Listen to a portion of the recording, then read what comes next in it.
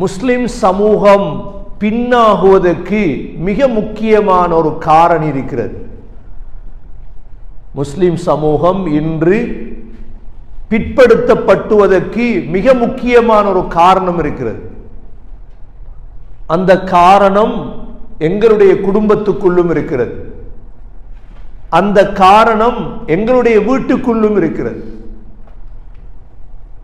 அதை நடைமுறைப்படுத்தினால் இன்ஷா அல்லாஹ் நாங்கள் முன்னேறுவோம், எங்களது மனைவி முன்னேறுவாள், எங்களது பிள்ளைகள் முன்னேறும், எதிர்கால சந்ததி முன்னேறும். சகோதரர்களே, அந்த முறை என்னவென்றால் அல்லாஹ் சுப்ஹானஹு வ தஆலா அந்த முறையை பின்பற்றுவதற்கு 6 நேரங்களை அல்லாஹ் வைத்திருக்கின்றார்.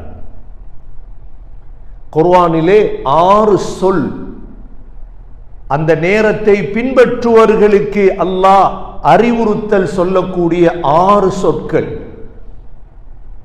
முதலாவது சொல் என்ன தெரியுமா? தஹஜ்ஜுத். இரண்டாவது சொல் சஹர். மூன்றாவது சொல் ஃபஜ்ர். நான்காவது சொல் சுபஹ். ஐந்தாவது சொல் ஃபலக்.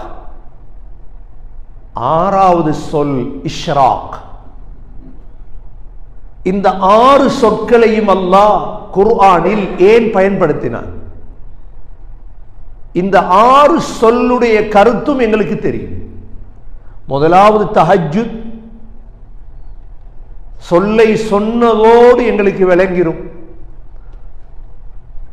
இரண்டாவது சஹர்.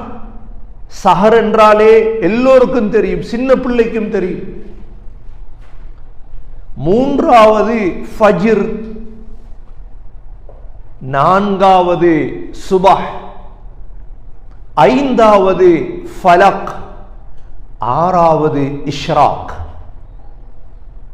இந்த சமூகம் முன் சென்ற முன்னோக்கிய காரணங்களில் ஒரு காரணம்தான் முஹம்மது ஸல்லல்லாஹு அலைஹி வஸல்லம் இந்த உம்மத்தை பழக்கினார்கள். இந்த நேரங்களில் நீங்கள் விழித்திருக்க வேண்டும். இந்த நேரங்களில் நீங்கள் விழித்திருக்க வேண்டும். எந்த நேரம்? இந்த 6 பேர் உள்ள நேரம். முன்னேறுபவர்களுக்கு மாத்திரம்தான் குர்ஆனுடைய உபதேசம்.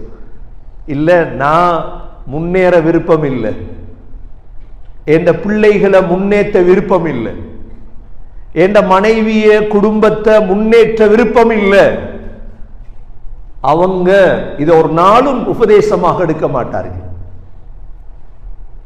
சகோதரர்களே, முகலாய மன்னர்கள் தங்களது பிள்ளைகளுக்கு செய்த நசீஹத் என்ன தெரியுமா? முகலாய மன்னர்களுடைய வரலாறுகளை நாங்க பார்த்தோம்.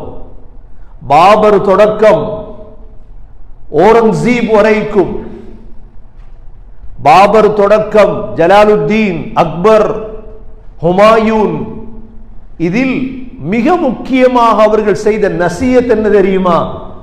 தூங்கக்கூடாத நேரத்தில் மகனே தூங்கிவிடாதே. தூங்கக்கூடாத நேரத்தில் மகனே தூங்கிவிடாதே.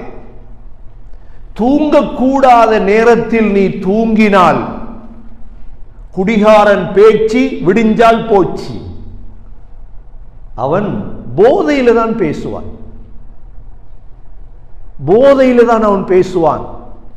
உதாரணமாக வைத்தியத்தில் இருக்கிறது, அசருக்கு பிறகு 40 நாள் தூங்கினால் தொடர்ந்து, அசருக்கு பிறகு 40 நாள் தொடர்ந்து தூங்கினால் பைத்தியத்தின் ஒரு பகுதி அவனுடைய மண்டையிலே வந்துவிடும். காலையிலே சுபகுக்கு பிறகு தூங்கினால் அவனுக்குரிய ரிஸ்குகள் தடுபட்டு விடும். அதனால் அல்லாஹ் இந்த 6 நேரத்தையும் குர்ஆன்ல சொல்லியிருக்கிறார்.